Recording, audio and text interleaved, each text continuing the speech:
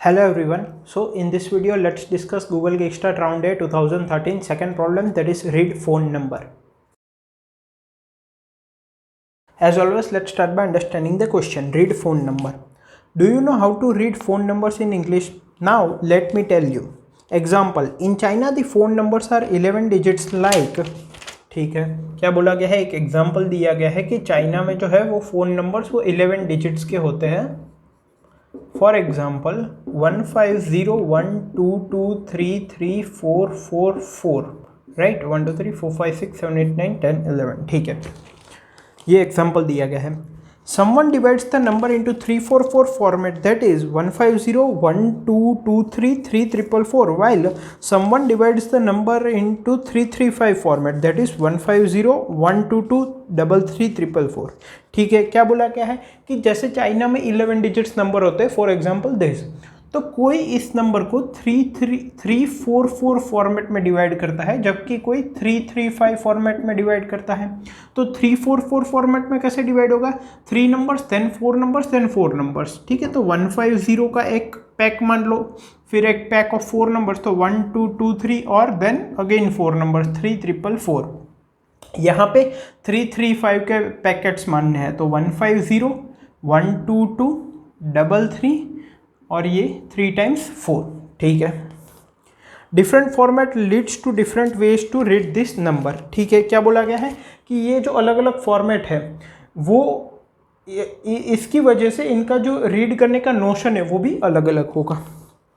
150 122 33444, that is this number, this format reads as 150 122 33444. कैसे बोला है? 150 122, ये दोनों एक साथ, 3, ये 3, फिर अगेन 3 और फिर 444. ठीक है, मतलब कि ये 1 इंडिविजुअल है, फिर 5, फिर 0, फिर 1, फिर 22 रीड होगा, ये दो साथ है, वो ये सिर्फ 3 रीड होगा, ये भी सिर्फ 3 रीड होगा, और फिर 444. इस स्टेटमेंट से ये नंबर रीड होगा. ये किस तरह से रीड होगा? 150 150 122 122 33 444. ठीक है, वैसे पूरा सेम है, लेकिन यहाँ पे 22 के बाद 3 इस तरह से काउंट हो रहा था. क्यों? क्योंकि ये 344 फॉर्मेट है, तो ये और ये 3 अलग अलग है, इनको हम 33 नहीं बोल सकते, जबकि यहाँ पे 22 33 यहाँ पे बोलेंगे और 444, तो इनका रीडिंग अलग हो गया depending upon their dividing format. Given a list of phone numbers and dividing formats, output the right ways to read the numbers. क्या बोला गया है कि हमें एक लिस्ट दी गई है जिसमें कि हमें फ़ोन नंबर दिया गया है और उसका रिस्पेक्टिव डिवाइडिंग फॉर्मेट दिया गया है. तो उसके रिस्पेक्ट में जैसे यहाँ पे इन दोनों का रीडिंग अलग हुआ, वैसे ही डिपेंडिंग अपॉन फ़ोन नंबर और डिवाइडिंग फॉर्मेट कोई एक रीडिंग फॉर्मेट होगा, तो वो रीडिंग फॉर्मेट जो होगा इंग्लिश में वो हमें डिस्प्ले करना है. फिर नीचे रूल्स दिए गए हैं कि किस तरह से रीड करना है हमें. Single numbers just read them separately, जैसे कि यहाँ पे 150 है तो सिंगल नंबर्स है तो separately. 2 successive numbers use double, 2 successive numbers के लिए डबल यूज करना है, जैसे यहाँ पे 22 है. 3 सक्सेसिव नंबर्स यूज ट्रिपल, जैसे यहाँ पे 444 हम रीड कर रहे हैं. ठीक है, देन 4 के लिए क्या है? क्वाड्रपल है. फिर 5 के लिए 5 सक्सेसिव नंबर्स के लिए क्विंटपल, 6 के लिए सेक्सटपल, 7 के लिए सेप्टपल, 8 के लिए ऑक्टपल, 9 के लिए नॉनपल, 10 के लिए डीकपल. मतलब कि अगर 10 नंबर्स सिमिलर एक साथ है, ठीक है, फॉर एग्जांपल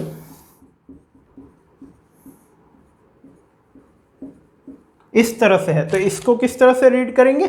डीकपल 4, मतलब कि 10 times 4. ठीक है, ऑल्सो ये फॉर्मेट पे भी डिपेंड करेगा, एक ही पैकेट में होने चाहिए. जैसे कि यहाँ पे 3 हम रीड नहीं कर रहे थे, यहाँ पे 3 और 3 रीड कर रहे थे, जबकि यहाँ पे 3 रीड करते हैं. ठीक है, so successive in the same packet and greater than 10 read them और सेपरेटली. क्या बोला गया है कि अगर 10 से सक्सेसिव टाइम्स सिमिलर नंबर आ रहा है एक ही पैकेट में, फॉर एग्जांपल यहाँ पे ये अगर 11 टाइम्स आ रहा है, तो फिर हमें ये जैसे 10 के लिए डीकपल यूज़ करते हैं, 9 के लिए नॉनअपल यूज़ करते हैं, ऐसा कुछ यूज़ नहीं करना, सबको इंडिविजुअली लिखना है. मतलब कि 444 ऐसा 11 टाइम्स आएगा. ठीक है, तो ये क्वेश्चन है। इनपुट फॉर्मेट किस तरह से है, सबसे पहले है नंबर ऑफ टेस्ट केसेस, फिर सभी टेस्ट केस में है एन और एफ। एन क्या है, नंबर है जो कि हमें रीड करना है, और एफ क्या है, वो डिवाइडिंग फॉर्मेट है। ठीक है, ओके। तो हमें depending upon the number and it's dividing format हमें वो इंग्लिश में किस तरह से रीड होगा वो बताना है। और यहाँ पे टेस्ट केस और एन की value less than equal to 100 दी गई है। I hope question clear. अब इसके कंसेप्ट और इम्प्लीमेंटेशन पे मूव करते हैं। सो अब अगर यहाँ पे कंसेप्ट इम्प्लीमेंटेशन की बात करें तो हमें बेसिकली क्या दिया गया है कि हमें एक नंबर दिया गया है और उसका डिवाइडिंग फॉर्मेट दिया गया है, and on the basis of that हमें उसको इंग्लिश में हम कैसे रीड करेंगे वो हमें बताना है। फॉर एग्जांपल अगर नंबर है 15012233444 और डिवाइडिंग फॉर्मेट है दिस इज नंबर n, और अगर डिवाइडिंग फॉर्मेट है मान लो 344, इसका मतलब 3 डिजिट के पैकेट, 4 डिजिट का पैकेट और 4 डिजिट का पैकेट, इस हिसाब से इस नंबर को डिवाइड करना है। ऑल्सो क्वेश्चन में हमें दिया गया है कि ये जो इंडिविजुअल पैकेट्स है उन सब का जो सम होगा वो टोटल जितने नंबर में डिजिट्स है उसके बराबर होगा, तो वहाँ पे हमें कुछ क्रॉस चेक करने की ज़रूरत नहीं है। तो अगर इस फॉर्मेट में इसको डिवाइड करें तो 3 नंबर का पैकेट फिर 4 नंबर का पैकेट, सो 1 2 2 3 फिर अगेन 4 नंबर का पैकेट, सो 3 4 4 4। ठीक है, तो इस हिसाब से हो जाएगा।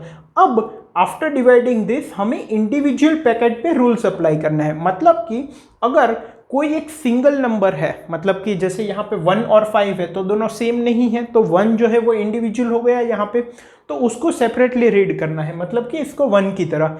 अगर दो सक्सेसिव नंबर्स सेम है वो भी एक पैकेट में, मतलब कि एक ही पैकेट में 2 सक्सेसिव नंबर सेम है तो डबल यूज करना है। जैसे कि यहाँ पे 2 यूज होगा। ठीक है, डबल बिकॉज एक ही पैकेट में 2 सक्सेसिव नंबर सेम है, एंड 2 बिकॉज इट इज 2। फिर 3 है तो ट्रिपल, 4 है तो quadruple, and so on up to 10। अगर कंसेक्यूटिव नंबर सेम है एक ही पैकेट में तो डी कपल यूज करना है। अगर 10 से ज़्यादा नंबर सेम है एक ही पैकेट में तो अगेन उसको सेपरेटली रीड करना है। मतलब कि अगर 3 है वो 11 टाइम्स आ रहा है तो 3 3 3 3 3 ऐसे 11 टाइम्स हमें इंग्लिश में बोलना है। ठीक है, ये रूल्स है। अब यहाँ पे मैंने क्या बोला कि एक ही पैकेट में होना चाहिए, मतलब कि ये 3 और ये 3 सेम तो है लेकिन एक ही पैकेट में नहीं है, तो हम कैसे रीड करेंगे 3 3। इस पूरे का रीडिंग कैसे होगा, पहले इस पैकेट पे रूल्स अप्लाई करेंगे। तो ये इंडिविजुअल है 1, फिर 5, फिर 0। अब इस पैकेट पे रूल अप्लाई करेंगे, 1 इंडिविजुअल है अगेन 1, फिर 2 सक्सेसिव नंबर सेम है मतलब कि डबल, फिर नंबर क्या है 2, फिर ये इसी पैकेट में सिंगल है तो 3, देन अगेन अब इस पैकेट पे रूल अप्लाई करेंगे। तो ये क्या है सिंगल नंबर 3, अब 3 नंबर सेम है एक ही पैकेट में, 3 मतलब ट्रिपल, और नंबर क्या है 4। तो ये इसका इंग्लिश रीडिंग हो गया। अब ये हमें अप्लाई करना है, तो हमें क्या पता चल रहा है कि पहले हमें पैकेट वाइज डिवाइड करना पड़ेगा और उसके बाद हमें पैकेट में भी देखना पड़ेगा कि कोई एक पर्टिकुलर डिजिट है वो सक्सेसिवली कितनी बार आ रहा है। ठीक है, एंड डिपेंडिंग अपॉन दैट हम ये रूल्स अप्लाई करेंगे। ठीक है, तो कंसेप्ट तो काफ़ी सिंपल है। इसको इम्प्लीमेंट कैसे करेंगे, अगर हमें एक है कि हमारा जो फॉर्मेट है उस हिसाब से पैकेट को डिवाइड करना है, तो n जो है वो नंबर है और f है वो फॉर्मेट है, तो पहले तो हम इन दोनों को स्ट्रिंग के टर्म्स में लेंगे बिकॉज इसकी लेंथ जो है वो 100 तक है। ठीक है, सो f की भी लेंथ 100 तक हो सकती है। मान लो डिवाइडिंग फॉर्मेट है 1 1 1 1 1, मतलब कि अगर मान लो n है 1 2 3 4 5, तो f की लेंथ क्या हो सकती है 1 1 1 1 1, ये भी तो हो सकती है राइट, जहाँ की इसकी लेंथ 9 हो गई। सो इतने बड़े नंबर्स हम नहीं लेंगे, इनको स्ट्रिंग की तरह इनपुट में लेंगे। तो हमारे पास 2 स्ट्रिंग है n और f, तो पहले तो इन दोनों की लेंथ फाइंड कर लेंगे। L1 equal to n dot size, L2 equal to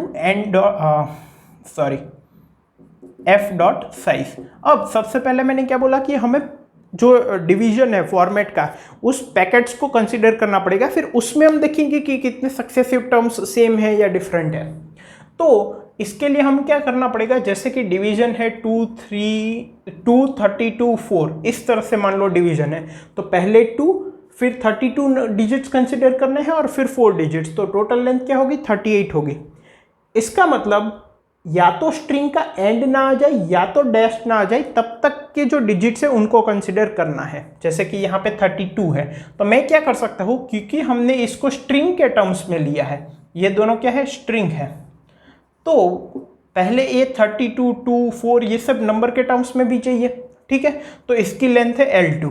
so for I equal to 0, I is less than L2, ठीक है।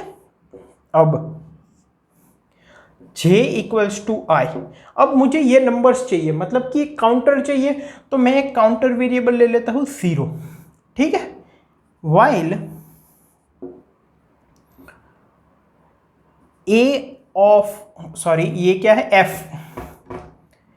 f of I is not equal to dash and I is less than L2, तो हमें क्या करना है, यहाँ पे इसकी भी ज़रूरत नहीं है j इक्वल्स टू I की, जब तक ये डैश के बराबर नहीं है और I is less than L2, counter equal to counter into 10 plus f of I minus 48 I plus plus, ठीक है। और यहाँ पे भी हम क्या करेंगे, I प्लस प्लस। अब देखो हो क्या रहा है, इनिशियली I की वैल्यू 0 है, ठीक है, तो ये 0 है, ये 0, ये 1, ये 2, ये 3, ये 4 और ये 5, 6 लेंथ की स्ट्रिंग है ये। तो जैसे I, अब C की वैल्यू 0 है, तो जब तक f ऑफ I में डैश नहीं आ जाता, या तो फिर I लेस देन L2, मतलब कि स्ट्रिंग खत्म नहीं हो जाती, तब तक counter equal to counter into 10 plus f of I minus 48। ये माइनस 48 क्यों है, क्योंकि आस्क की वैल्यू से नंबर में कन्वर्ट कर रहे हैं। और f ऑफ I जैसे कि ये 32 है, तो इनिशियली C 0 होगा, फिर C क्या होगा, C equal to C into 10, मतलब C 0 इंटू 10 0 प्लस 3 माइनस 48, अब ये 3 है वो स्ट्रिंग है, so that value would be 51, 51 minus 48 3, तो C की वैल्यू क्या हो गई 3। अब I प्लस प्लस होगा, अभी भी I क्या है, नंबर है, ना तो स्ट्रिंग का एंड है ना तो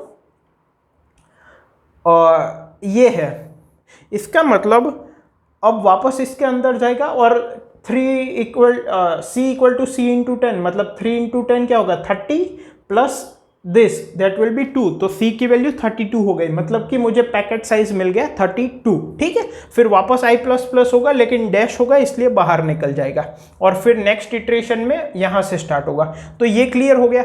अब इस तरह से हमें पैकेट्स के साइज मिल जाएंगे, एक बार 2 मिलेगा, फिर नेक्स्ट टाइम में 32 मिलेगा, फिर नेक्स्ट टाइम में 4 मिलेगा, और उसके बाद हम इस लूप से बाहर आ जाएंगे। अब जब हमें पैकेट का साइज मिल गया है, तो उस साइज की स्ट्रिंग हमें n से कंसिडर करनी पड़ेगी, बाद में ही ये रूल्स लगाएंगे।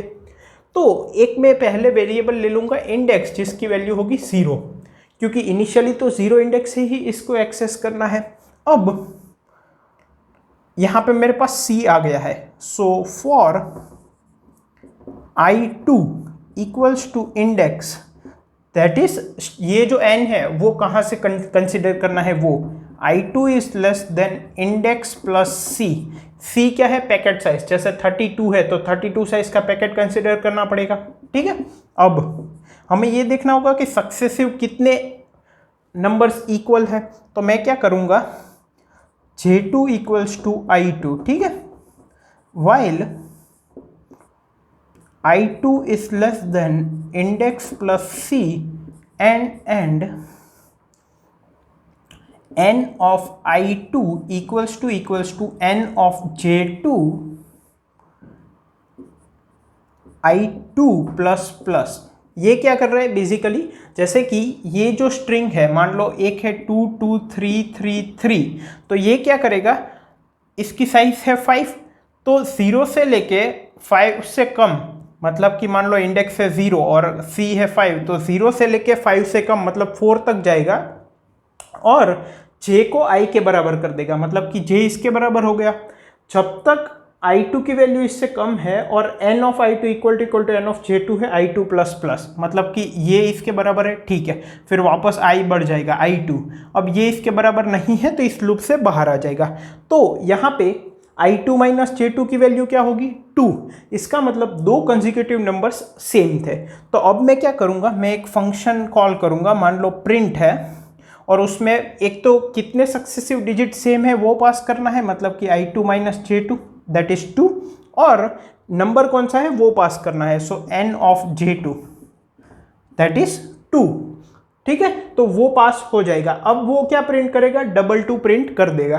फिर वापस मैं इससे बाहर आऊंगा और अब मेरे I2 यहां से स्टार्ट होगा, ठीक है, तो इस तरह से वर्क होगा। अब यहाँ पे इंडेक्स से स्टार्टिंग क्यों हो रही है, क्योंकि मान लो मेरा नंबर 22333 है, मतलब कि पैकेट्स साइज जो डिवाइडिंग फॉर्मेट है वो है 2 3, पहले 2 कंसिडर करना है फिर 3, तो इनिशियली 0 से काउंट होगा क्योंकि मैंने 0 से इनिशियलाइज किया है इंडेक्स को, तो ये 2 साइज का पैकेट होगा, C की वैल्यू होगी 2। फिर वापस जब हम यहाँ पे आएंगे तब C मतलब कि पैकेट की साइज की वैल्यू हो जाएगी 3, लेकिन हमें स्टार्ट तो इसी इंडेक्स से करना है ना, अब वापस 0 से थोड़ी ना करना है, इसलिए इंडेक्स को एक ही बार 0 से काउंट करेंगे। तो ये समझ में आ गया। ये जो आउटर फॉर लूप है, ये जो डिवाइडिंग फॉर्मेट है जैसे कि 2 3 41, तो इसको काउंट करने के लिए पहले 2 फिर 3 फिर 41 ये लूप यूज हो रहा है, और फिर इन साइज के पैकेट्स को इस नंबर में ये रूल्स अप्लाई करने के लिए ये वाला इनर फॉर लूप यूज हो रहा है। अगर टाइम कॉम्प्लेक्सिटी की बात करें, इस फंक्शन के बारे में भी बात करते हैं, टाइम कॉम्प्लेक्सिटी की बात करें तो ये जो डिवाइडिंग फॉर्मेट है उसके सभी इंडेक्सेस पर ये आउटर फॉर लूप एक ही बार रन होगा, और ये जो इनर फॉर लूप है जैसे कि इंडेक्स एक ही बार 0 इनिशियलाइज हुआ है तो वो भी इस पूरी स्ट्रिंग पे एक ही बार रन होगा। तो दिखने में तो यहाँ पे 2 फॉर लूप है अंदर अंदर, बट बेसिकली हमारी टाइम कॉम्प्लेक्सिटी हो जाएगी mod n plus mod f, क्योंकि हर एक इंडेक्स एक ही बार विजिट हो रहा है।